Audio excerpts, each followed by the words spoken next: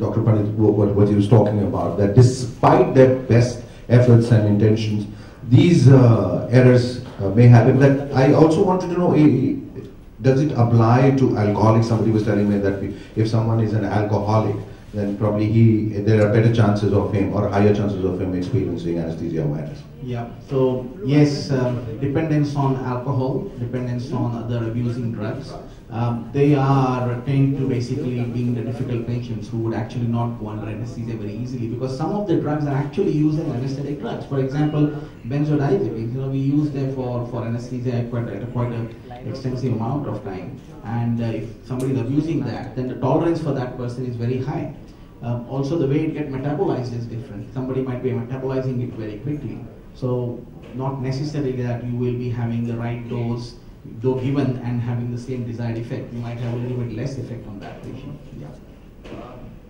On that question, is there a possibility that if the anesthetist, it's because of the human error that I'm talking about, because of an overdose or a lack of anesthesia, would this occur?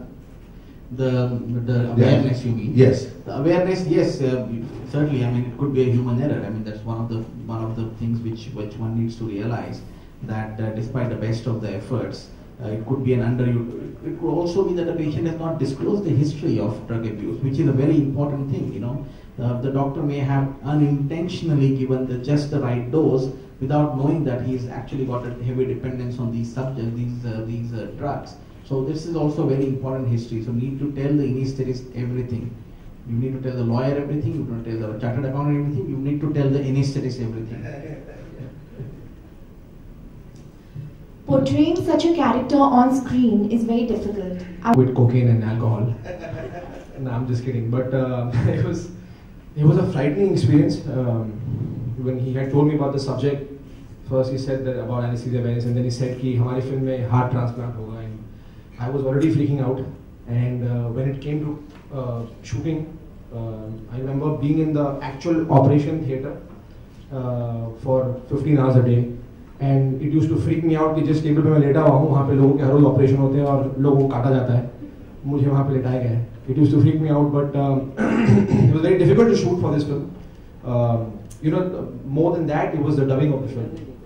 The pain and everything also, it had to be dubbed in a certain way, and that was really difficult, and we had to make it look really real.